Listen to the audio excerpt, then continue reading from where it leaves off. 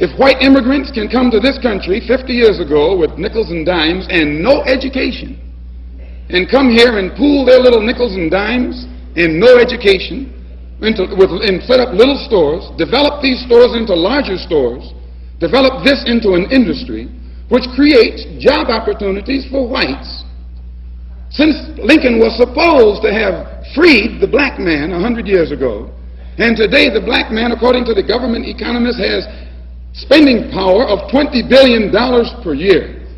We feel that with the black man spending $20 billion a year, not setting up any businesses, not creating any industry, not creating any job opportunities for his own kind, he's not in a moral position to point the finger today at the white man and tell the white man that he's discriminating against him for not giving him a job in factories that he himself set up. If the black man has $20 billion, and these so-called Negro leaders are such geniuses that they can integrate white restaurants and integrate white factories and force themselves into that which the white man has set up, they should use this same ingenuity to show the black people how to pool our wealth and set up something of our own. And then we won't have to force our way into his anymore. One more thing I would like to point out concerning what he said about 125th Street.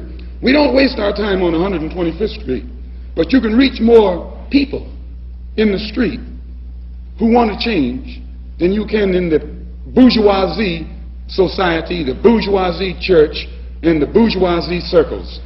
Our program is directed toward the man in the street. So we spend our time in the street, and what we do with that man, instead of trying to change the white man and your mind and make you accept us, we change the mind of the black man and make him accept himself. And as soon as he accepts himself, he'll solve his own problem. He won't be trying to force himself into your factory and into your bedroom and into your kitchen. The problem of the black people in America is inseparable from the problem of oppressed people all over the world. And until the leaders of black America realize that our problem is inseparable from the entire international problem, we will be considered a minority, will be considered an underdog, and will be begging for the things that we should have had when we were born. A feeling or sense of inferiority has been created by the white power structure, educational and otherwise, in the mind of the black man about himself. And Mr. Muhammad's entire approach is to restore to the black man a knowledge of himself, a knowledge of his people, his cultural roots. And by doing this, this restores his racial identity, his racial dignity, his confidence as a race, racial confidence in his own kind. And when he gets this self-confidence, he's then able to stop blaming and begging the white man and is then able to stand on his own feet. If it were possible for them to get a fair trial, there would be no necessity for a trial at all. These are the victims of police bullets. And you don't take the victim in court as a criminal. You take the one who shot the victim in court. And it is the police who should be on trial. The white man doesn't even come into my attitude. Mr. Muhammad teaches us to love our own kind and let the white man take care of himself. For a white man today, sir, after kidnapping millions of black people from Africa, stripping them of all human characteristics and relegating them to the role of chattel or cattle or animals, commodity, merchandise that could be bought and sold at will, and then 100 years since the Emancipation Proclamation, using every type of deceptive method to further us into slavery, called second-class citizenship, I think that it would take a whole lot of nerve for white people today to ask Negroes, do they hate them? Well, only because many of the so-called civil rights groups have been afraid. And in some cases, we ourselves haven't been as flexible as we could be.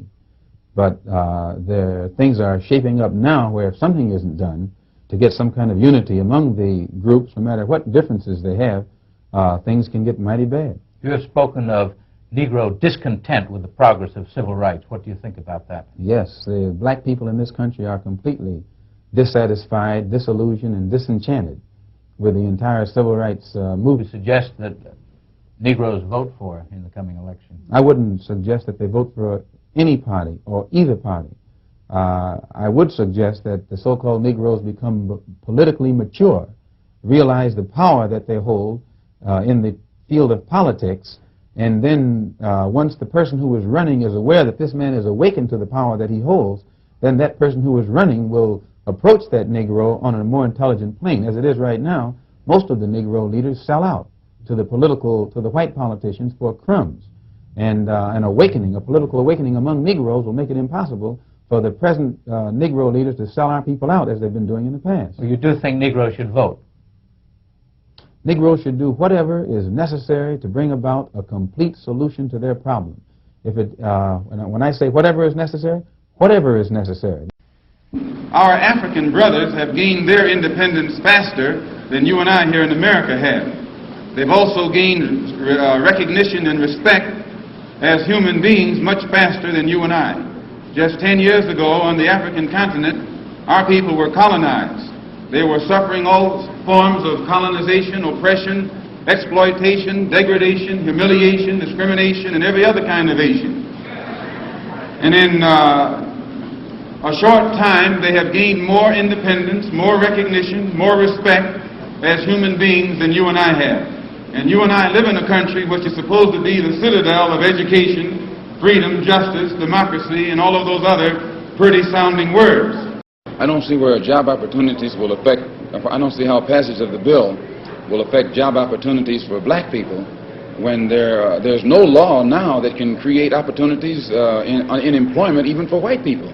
The whole system in this country, the economic system, is such that jobs are scarce. Automation is limiting jobs. It's decreasing jobs.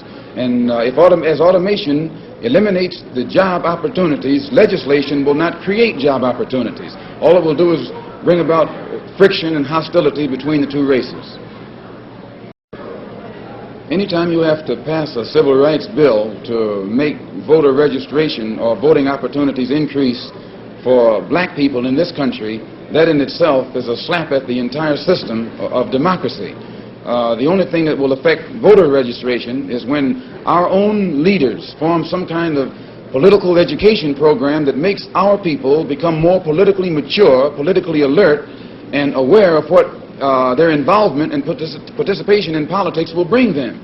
So it's not so much voter registration without voter education is a waste of time. Legislation will do neither.